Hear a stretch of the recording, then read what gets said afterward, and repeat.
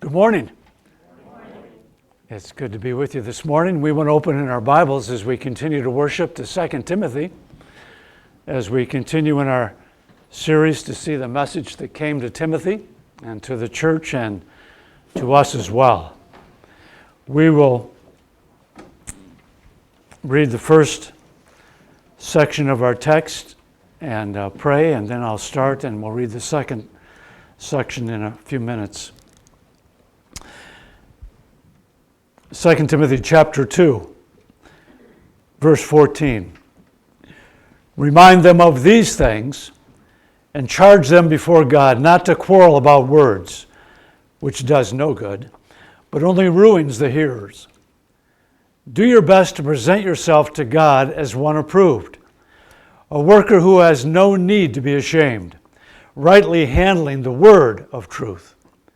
But avoid irreverent babble, for it will lead people into more and more ungodliness, and their talk will spread like gangrene. Among them are Hymenaeus and Philetus, who have swerved from the truth, saying that the resurrection has already happened. They are upsetting the faith of some, but God's firm foundation stands. Bearing this seal, the Lord knows those who are his, and let everyone who names the name of the Lord depart from iniquity. And Father, as we continue to worship this morning, we pray you might enable us now to worship over your word. It's in our heart, it's in our minds, it's in our volition that we seek you above all things, and that you enable and teach and equip us to live a life with the Lord Jesus on the throne, and enabled and empowered to bear the fruit of your glory. So help us now, we pray in Christ's name. Amen. There are guards, sentinels at the tomb of the unknown soldier in Arlington Cemetery, and those soldiers march 24 hours a day, 365 days a year, no matter the weather. They're out there marching. It's really, I've never seen it in person. I've seen pictures and videos of it. They are all volunteers from the U.S. 3rd Infantry Battalion, and they're considered elite. They have to have recommendations from officers, and there are multiple hoops to jump through before you ever march in front of that tomb. One of the things they do is pass some initial physical qualifications. So tall, not too tall, all the rest. Physical conditioning. And then they have to memorize 7 pages of Arlington Cemetery history. And when they say memorize it, they mean 7 pages without error. No prepositions are wrong, nothing, period. Stood in front of an officer and it's word perfect. That would get me out right there. That's so intimidating. And that's just one thing, and they're not even marching yet. And then there's all kinds of other things they have to do as well. And they can be marching. They have 9 months where they're kind of on probation, being watched, and then they have some other qualifications. They can earn what they call an identification badge. But there's a full badge for being a tomb guard. And since this started in the 1950s, now remember, there's guys doing this 24 hours a day, 365 days a year. 400 men have earned that badge, and that's all. It's tough. You know, I bring that up because of the discipline it requires and the honor for that position. And we're looking at a chapter in 2 Timothy, again this morning, that's kind of like how to qualify to be a Green Beret of the Christian life. This is not for the weak-kneed, this whole chapter. You got to be serious about this thing.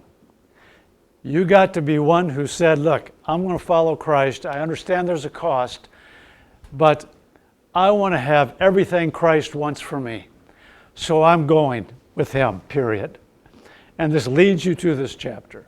Now we remember this. The apostle wrote this to one person, Timothy, a young pastor. It appears he's young. He's going to have a tough ministry in a very important city, Ephesus. And Timothy, this is what it's going to take. It was written to him, but it's also written for us, the church. And we glean some of what he gleaned too, and see all that God has for us. Now, as I was preparing this week, I realized at one point I was writing 3 different sermons at the same time, which meant I had a complete mess in front of me. And I thought, this has got to be one sermon. What's the problem, Reardon? And one of the problems is we think we have to say something about everything that's in the text if you're preaching. Well, there's a whole lot in these 2 paragraphs. And it would be like, pack your lunch. We're going to be here a while, if that's what we were doing. At the same time, our purpose is always to get to the intent of the text, worship over it, and apply it to life. Our goal is not to be a commentary on everything in the text. We can read it, right? I mean, we are reading the text.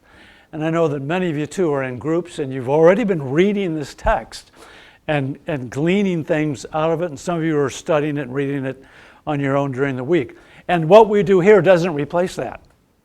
That's where a lot of growth happens, in your group or at home when you're reading the Word. And we're here to worship over it, make sure we got the intent, and as a church we're moving forward and applying it to life. So I'm going to take some broad strokes, and at times I'm going to go real tight too. Okay, I'm going to do both. Take the broad ones. You're going to say, well, he missed a verse. I'm not worried about it. I'm just going to keep moving because I'm going to get to the intent of things and make important comments on smaller things as well. So,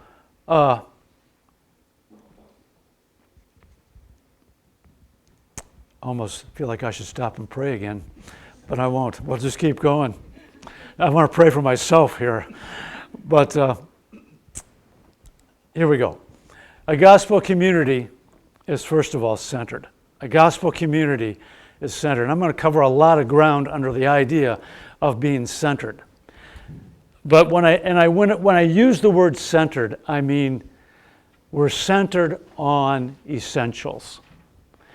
And 1 Timothy and 2 Timothy both are a lot about making sure we get the essentials right. And so he talks about the gospel. He's always talking to Timothy about, you got to share in the suffering for the gospel. You have to guard the gospel. It's that message of Christ and who he is and all that he has for us, and that message of how do you come to grips with that is the gospel. And he wants to make sure we're centered there. And there's this important verse in verse 15. Do your best to present yourself to God as one approved, a worker who has no need to be ashamed, rightly handling the word of truth. And you got to love that verse. And doesn't it just call on us to say, man, we want to get the Bible right? But as I thought about this week too, I've got a few decades of trying to watch these things now. A lot of ministries will kind of use the byline of rightly dividing the word of truth. Or we're rightly handling the word of truth. And as I kind of just was perusing that in my mind this week, I thought of very famous ministries, and they're famous today, where the pastor, who's been the pastor of virtually all my life, changed his view on something very important. And I wrote a book on it, and everybody thought, that's great, and it edified me too. And I thought, but you changed your view. What about the 25 years you preached and that was not your view?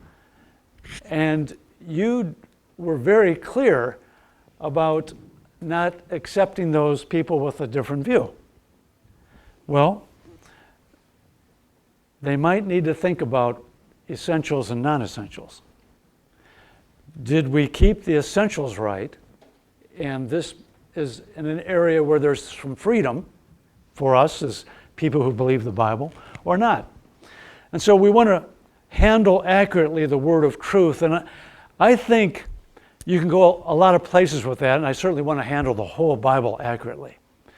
But I think the weight of that falls on gospel.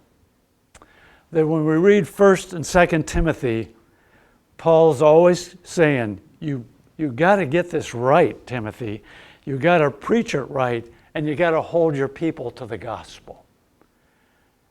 And so when I see that phrase, rightly handling the word of truth, we all need to be doing that. We all need to be, and I know many of you are in a Bible reading program to get through in a year or two too, and that's wonderful. And we want to do these things. We want to handle it well, but we want to make sure that we are strong on the essentials, which is gospel.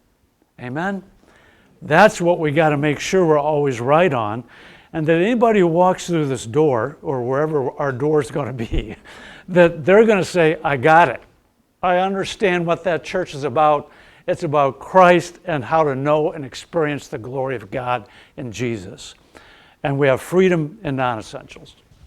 Freedom meaning that we can agree not to agree completely on every detail in the Bible. But we got the gospel right. Well, that's one sermon, okay? Let's go home. And there's a lot more of this as well. You know, oftentimes the mistakes are made. And let's look where it goes here. Okay, avoid irreverent babble. It'll lead people into more and more ungodliness. Their talk will spread like gangrene. Among them are Hymenaeus and Philetus, who have swerved from the truth, saying the resurrection's already happened. They're upsetting the faith of some. But God's firm foundation stands bearing the seal. We'll read that in a minute. We see that there's a problem. That someone is teaching something that's disturbing the church and wrecking some people's faith. And generally when you wreck faith, you disturb faith, you end up with other consequences as well. I mean, it's not just a head thing. It's a heart thing and a whole life thing. And here, it seems that there was a problem with the idea of resurrection. Now, we know that when the Apostle Paul would preach, he would preach about the resurrection, and he always got in trouble preaching about the resurrection. He would go to a Greek city, and everybody seems to be, this is interesting, and who is this Jesus? And, oh yeah, he rose from the dead. He did what? You can't rise from the dead. You know, they were fine if he just talked about resurrection spiritually. You know, we kind of spiritually rise, which actually we do rise spiritually. Colossians chapter 3, verse 1, we've been raised with Christ, right? Seated at the right hand throne of God. That's a spiritual resurrection. But he says, you know, he rose from the dead, physically. And there's more. He tells us there's more to that. And that we have a physical resurrection of our bodies as well. It looks like these people had problems with resurrection, and because they say it's already happened, it's probably us that they're talking about. Well, we have a spiritual resurrection. There's a resurrection thing. But we know that Greeks generally had a problem with the whole idea of Jesus physically rising from the dead too. So it might have had connotations on that as well. We're not fully engaged with exactly what happened. But we know the apostle said, this is a shipwreck. And it's leading people in the wrong direction. It will also have moral consequences. Usually for the Greeks, that might mean you can do something in your spirit and be fine. It doesn't matter what goes on with your body. You don't have to be a genius to see where that one's going. You can be spiritually fine, but your body can do whatever it wants to do. That's just a moral shipwreck. And these are the kind of mistakes that are meant if you don't handle the Word of God accurately. Usually it happens on two sides. One, we go to legalism. And remember what we've talked about before with Paul. Was that last week? Or maybe the week before. He ended up in Jerusalem talking about, the Greeks come to Christ the same way we do. So you can't add circumcision to that. It's by grace, through faith. You can't add anything. And don't become legalistic and start adding other things to it. And that was a huge contention in the early church. But other things can be added as well, and it becomes legalisms. And on the other hand, we can kind of fall off on the other side and maybe say, well, we got certain things right, but there's moral freedom to do something else. And that's a shipwreck and a disaster where we become relativistic in our morality and not just follow Christ and the Bible. I feel like I'm preaching to the choir right now. You guys are all on track here, right? We understand that that's a problem, but how we can support it, and I think in our fellowship, our community here, we major on the essentials, and there's freedom on non-essentials. And non-essentials might be things like, is Christ come back before the tribulation or in the middle of the tribulation or after the tribulation? Okay, those things are important, but that's a non-essential. I do believe he's coming back. And we might have all three views in this room, I don't know. I once had a pastor, in fact, he helped draw me to the Evangelical Free Church. And I remember him saying that one day and thinking, really? So I don't have to buy into this until I understand it, which I was a long way from understanding it. I might be a little ways still, but we're all growing in these areas where we can have some freedom. The gospel tells me this: God is holier than I can ever imagine. And he'll never look at someone's best efforts and say, you're good enough. And he's more kind and compassionate and gracious than I can ever conceive.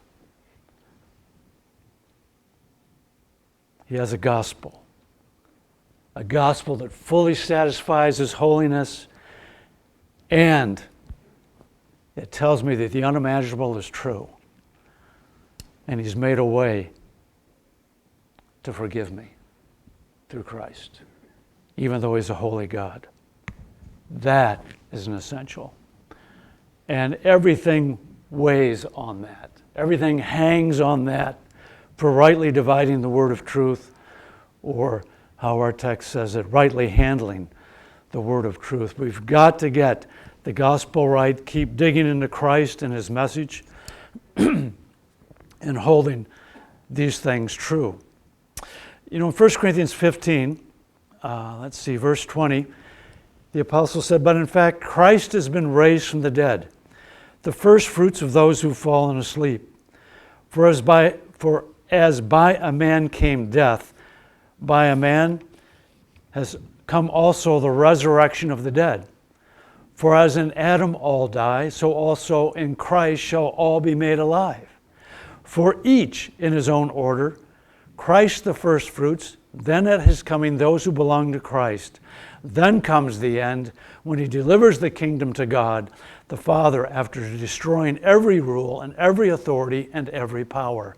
Now, that is part of what the apostle preached. He preached that in Corinth, probably preached it the same thing in Ephesus, and now Timothy's going to have to preach that in his church as well. That upon the resurrection, the gospel hangs.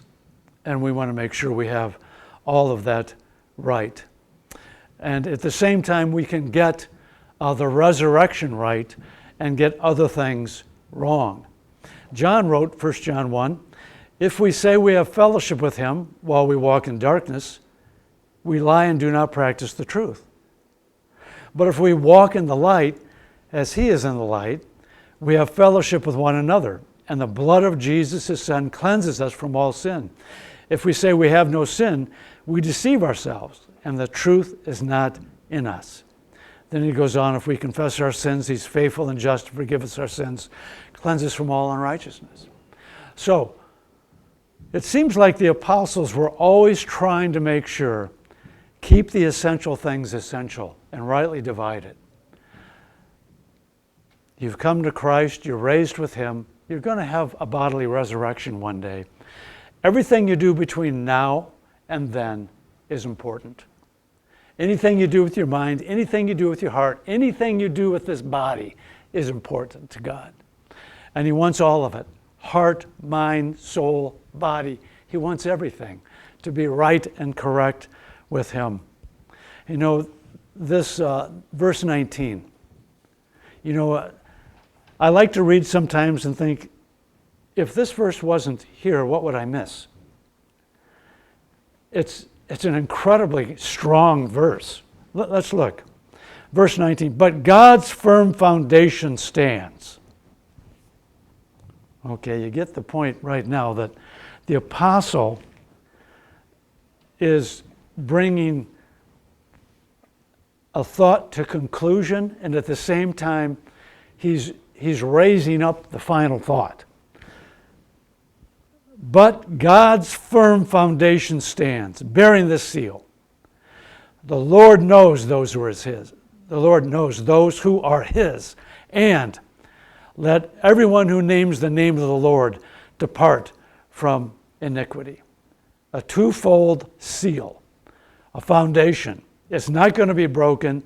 We should be assured of this. God knows who are his. Church, Timothy, God knows who are his. And they should sense that completion and that security. And let everyone who names the name of the Lord depart from iniquity. Run away from iniquity. Because God is holy. And he's a holy God. And here's this divine tension that's just always there until we come to Christ. All through the scriptures. You see it through the whole Old Testament, particularly in places like Deuteronomy and some others, where God is holy and he is righteous, and he says things like, I'm good, I'm kind, I'm compassionate, and I forgive sins. Told that to Moses. And he also says, I will not let sin go unpunished. Well, wait a minute. You just said you're good, kind, compassionate, you forgive sins. I will not let sin go unpunished. It doesn't get resolved in Deuteronomy. It's a tension, and it's always there. And there's only one way to resolve that: for the holy to pay the penalty for sin, which was Jesus. He's the payment for that holy nature of God. He's holy. So he can resolve that tension, and God will forgive me because of Christ, because he's good, kind, compassionate God. That resolves that. There's a little bit of that right there in that firm foundation, I think. Look, God knows who is his, and yet we feel, well, what happens? Well, he's holy, so live holy. It's just as simple as that. Just keep moving forward with him. And you do that by digging deeper into Christ and living according to his will and his holy purposes. I'm going to move on. Have I skipped enough? I'm just going to keep moving. Let's look at verse 20 and following. I need to read. Now in a great house there are not only vessels of gold and silver, but also of wood and clay, some for honorable use, some for dishonorable. Therefore, if anyone cleanses himself from what is dishonorable, he will be a vessel for honorable use, set apart as holy, useful to the master of the house, ready for every good work. So flee youthful passions and pursue righteousness, faith, love, peace, along with those who call on the Lord from a pure heart. Have nothing to do with foolish, ignorant controversies. You know what they breed, quarrels. You know that they breed quarrels. And the Lord's servant must not be quarrelsome, but kind to everyone, able to teach, patiently enduring evil, correcting his opponents with gentleness. God may perhaps grant them repentance, leading to a knowledge of the truth, that they may come to their senses and escape from the snare of the devil after being captured by him to do his will. And interestingly enough, at the end of this loaded chapter, he says, look, this is where the gospel can take these people. They can come to him and escape the devil and come to Christ. Well, gospel community is centered, honorable, and bears holy fruit. It's centered, it's honorable, and it bears holy fruit. And we begin here in verse 20 with metaphors again.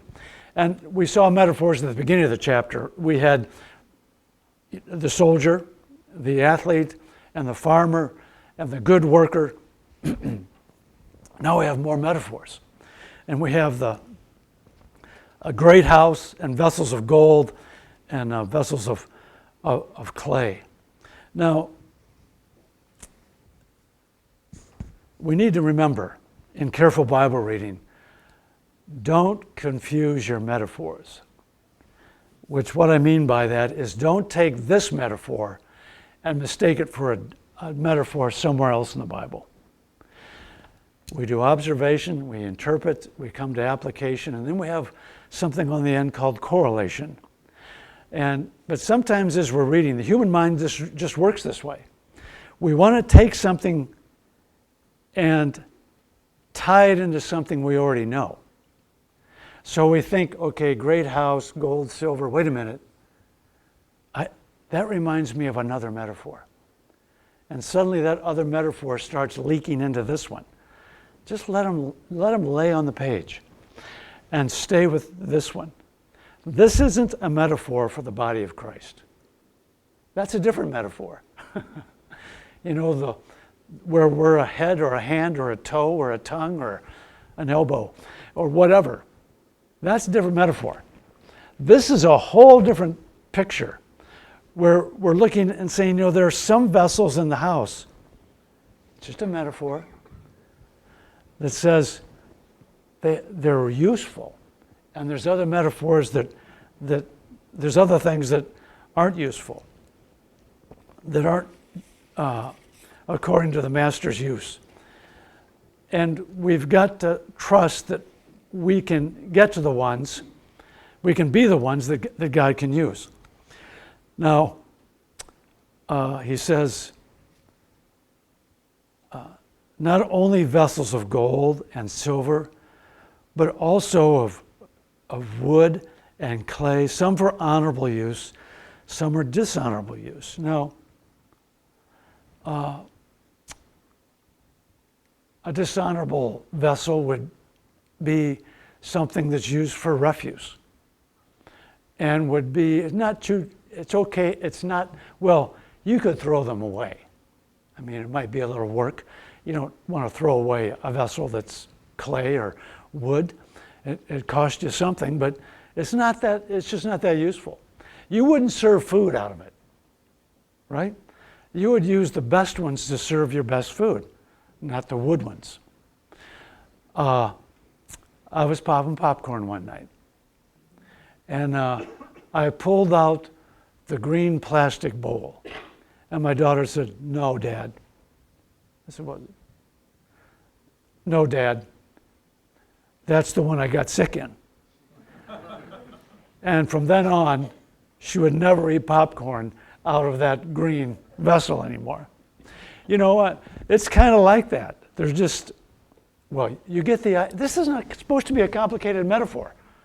It's just, look, some vessels are worthy and good and useful, and some aren't for that purpose. And we want to make sure we identify with being a good vessel for honorable use. If anyone cleanses himself from what is dishonorable. Well, now, a person might say, well, I can't cleanse myself. Jesus does that. Well, look again at the verse 19. Let everyone who names the name of the Lord depart from iniquity. You still run from sin. You run away from iniquity. And in this metaphor, you want to be a vessel that's good and holy, and you want to do what you can do to be a person that's ready for God to use and who's helpful to his church and to his kingdom and to his purposes. Yeah, you can do zero, zip, nada, nothing about cleansing yourself from sin. You really can't do anything. And initially, we have this idea of sanctification. And there's the initial sanctification where God says, you're forgiven, you're in the kingdom, you're in my family, and you're sanctified, you're set apart in the body of Christ. And then there's progressive sanctification, where we want to be useful, and so we want to be a clean vessel. And that's the kind of thing the apostle's talking about. So what do? You depart from iniquity, as he says in verse 19, and then you move on. Verse 21, set apart, holy, useful, to the master of the house, ready for every good work. And what do? You flee. You run from sin. You run from iniquity. So we have the metaphor here that says, look, we want to get the gospel right. We want to get to the essentials. We want to make sure we get the essentials of life right. And then we want to pursue these things with a heart that's wholly Christ and pursue him. And do it in an honorable way and be someone who's ready for God to use. You know, I walked into a bookstore one time, and remember when we had those bookstores? You know, we used to have bookstores, and I went to the religion section, and there was a book. This is the title, The Maoist Jesus. You know, Mao was the chairman of Communist China. That old brother. The Maoist Jesus. But it struck me, if you have some kind of predisposition for something, somehow you can get Jesus into it. You know, he could be the right-wing Jesus, the left-wing Jesus. He could be just anything you have a disposition for.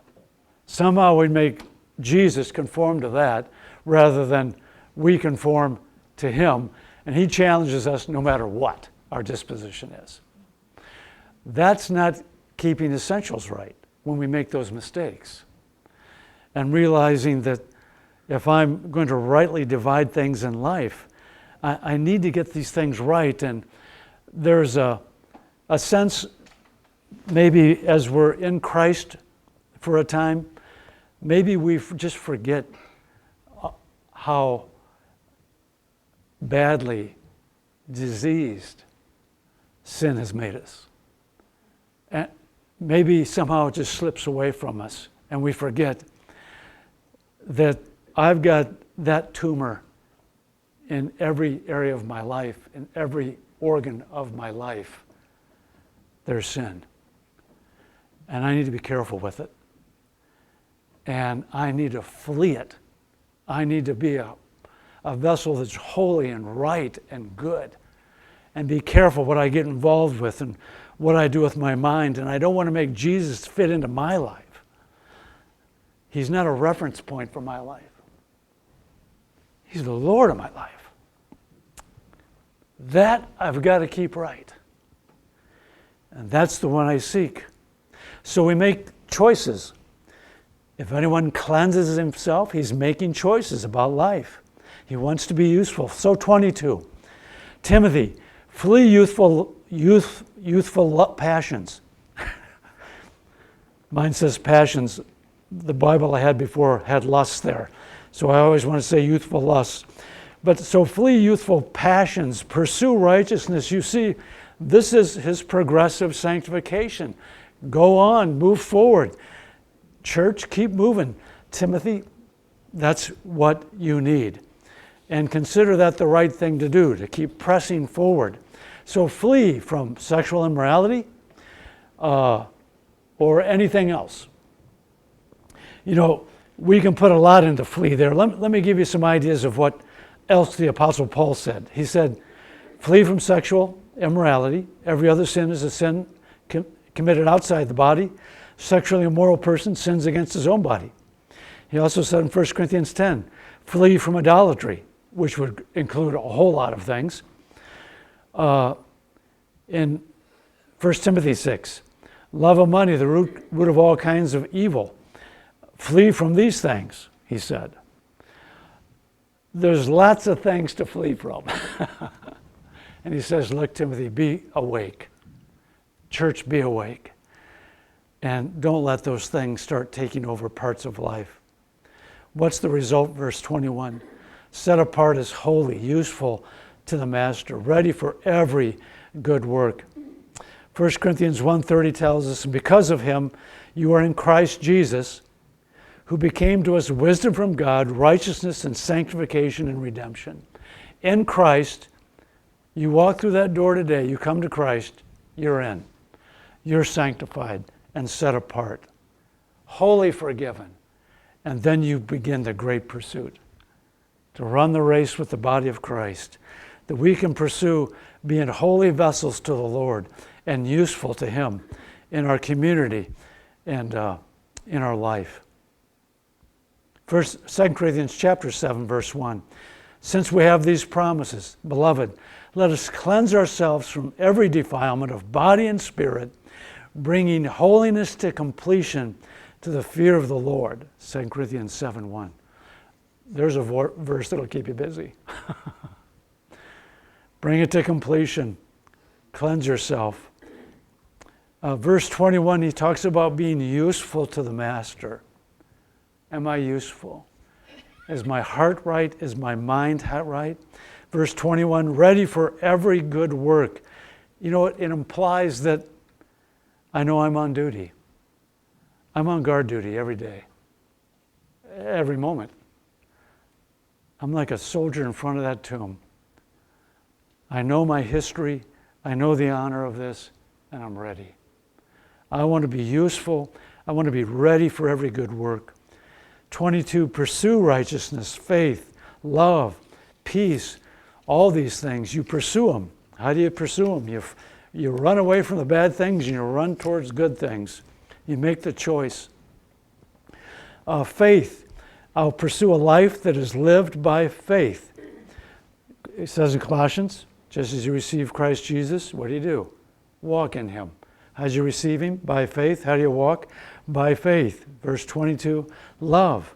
You know, you can't do this, he's telling Timothy, without people. I mean, it takes people. And that means you love people. You love people like Christ. You have compassion for Christ, like Christ. That's a supernatural thing. Peace is like that too. You need people for peace.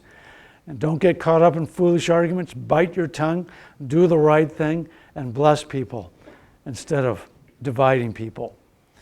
And you know, all this is coming from an apostle, we remember, sitting in jail, waiting to be executed.